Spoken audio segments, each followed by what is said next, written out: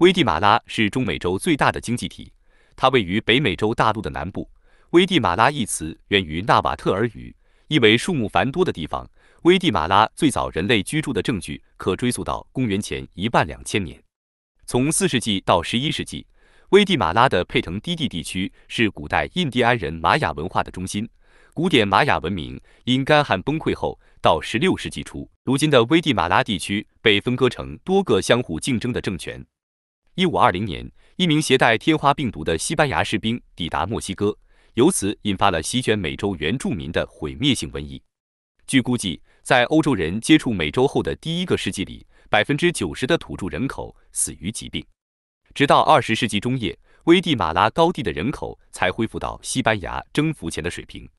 直到1697年，西班牙才完成了对危地马拉的征服。在接下来的200年里，玛雅农民和工匠处于危地马拉社会最底层，混血拉迪诺工薪阶层和官僚构成中下层阶级，而他们之上是纯种欧洲血统的克里奥尔人。由于危地马拉位于美洲太平洋沿岸，它成为了亚洲和拉丁美洲之间的贸易枢纽。1821年，费尔南多七世在西班牙的权力因法国入侵而削弱，墨西哥趁机宣布独立。受此影响，克里奥尔人领袖于1821年9月15日宣布，危地马拉和中美洲其他地区为独立国家。1824年到1839年，危地马拉为中美洲联邦的一员，直到1840年，危地马拉才完全独立。1841年到1871年，危地马拉的保守派政府试图在保留殖民时期留下来的等级制度的同时，缓慢地使国家经济现代化。1867年，危地马拉西部爆发叛乱，巴里奥斯加入了克萨尔特南哥的叛军，并很快证明了自己是一位出色的军事领袖。1871年7月，巴里奥斯与其他将军共同推翻了保守党政府。巴里奥斯雄心勃勃，渴望统一中美洲，为此他发动了战争。1885年，他在与萨尔瓦多军队的战斗中牺牲。在巴里奥斯下葬时，巴里利亚斯·贝尔西安前往公墓，对国大党主席说：“请为我在米斯科等待我命令的5000名士兵准备食宿。”国大党主席被吓坏了，当场宣布巴里利亚斯为临时总统。在危地马拉历任自由派总统中，曼努埃尔·巴里利亚斯独树一帜，他以和平的方式将权力移交给继任者。选举临近时，他派人召集3位自由派候选人，询问他们的施政计划。他对巴里奥斯将军的汇报感到满意，于是后者于1892年3月15日当选为总统。在巴里奥斯的第1个任期内，他监督重建了危地马拉城的部分地区，修建了巴黎风格的宽阔大道。在第2任期内，为了吸引外国投资者，他试图修建一条横跨2洋的铁路。为了推广这项计划，他于1897年举办了中美洲博览会。然而，铁路未能按时完工，博览会最终失败。为了解决拖欠英国银行的巨额外债，他要求议会扩大政府规模。1898年，他被一名瑞士裔英国公民暗杀。巴里奥斯将军遇刺后，危地马拉内阁召开紧急会议，被拒绝参会的卡布雷拉凭借巧妙的政治手段夺取了政权。有传言说，卡布雷拉拔出手枪进入内阁会议，以宣示自己有权担任总统。作为自由党成员，卡布雷拉致力于发展基础设施，以扩大出口经济。由于国内咖啡贸易崩溃导致资金短缺，卡布雷拉就任总统时，从主要港口巴里奥港到首都危地马拉城的铁路还差100公里没有完工。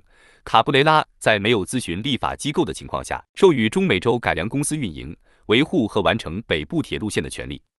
为了避免英国派军舰所要拖欠的债务，卡布雷拉赋予美国联合果品公司免税等特权。到1901年，联合果品公司成为危地马拉政治和经济上的主导力量。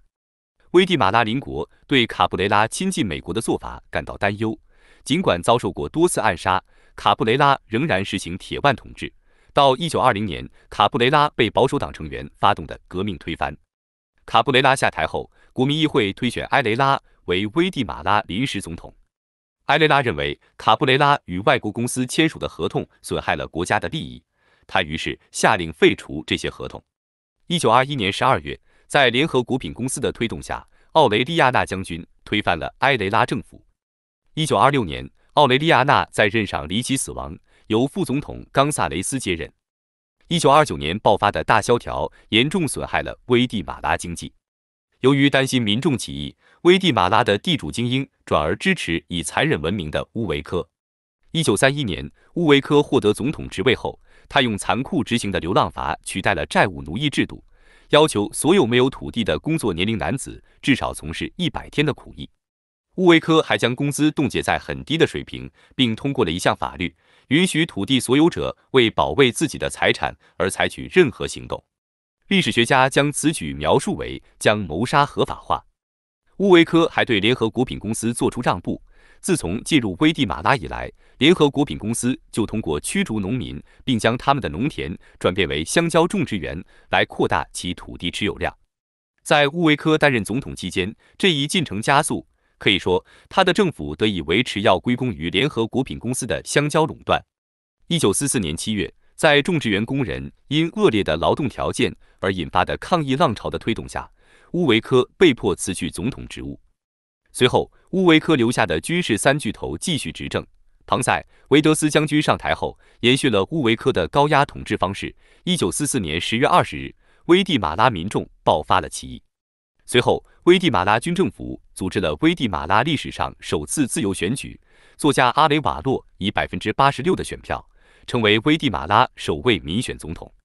据自由派历史学家称，他从一开始就使用了具有分裂性的语言，这分化危地马拉社会，导致地主们觉得他只是一部分危地马拉人的总统。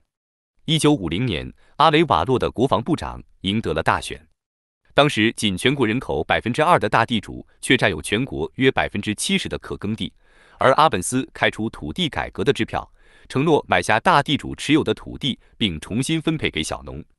阿本斯以此赢得选举。由于阿本斯推行的土地改革计划触及到了联合果品公司的利益，在联合果品公司的驱使下，美国外交部开始对危地马拉展开宣传战。中央情报局与危地马拉军队中的反对派合作，共同策划了1954年危地马拉政变。阿本斯被推翻后，卡斯蒂略·阿马斯当选为总统。他上台后，立刻废除了前任所推行的改革。1957年，阿马斯被一名左翼分子刺杀。阿马斯的继承人是以其血腥出名的将军富沃恩特斯。1960年11月，受到古巴革命胜利的鼓舞，危地马拉国民军的一群年轻军官发动了政变。由于起义领导人之间缺乏协调，导致起义以失败告终。叛乱失败后，这群人后来成为武装叛乱力量的核心。在接下来的36年里，其4个主要的左翼游击队对国家安全部队成员进行了武装袭击。危地马拉内战导致20多万人遇难，近100万人流离失所，并几乎摧毁了危地马拉的经济。1983年开始，危地马拉重新开启民主化进程。1996年12月，阿尔苏政府与危地马拉全国革命联盟达成最终和平协定。自和平协议签署以来，危地马拉实现了经济增长。尽管危地马拉无论是人口规模还是经济体量均位居中美洲首位，但危地马拉收入分配极不均衡，超过1半的人口生活在国家贫困线以下。居住在美国的危地马拉人的汇款现已成为危地马拉最大的单一外汇收入来源。根据联合国开发计划署的数据，危地马拉的基尼系数位居世界最高之列。该国是美洲地区少数几个在出口原材料价格高涨时期贫困率未见下降的国家之一。尽管危地马拉对外国投资者实行了美洲最低的税率，但农业仍是危地马拉的支柱行业。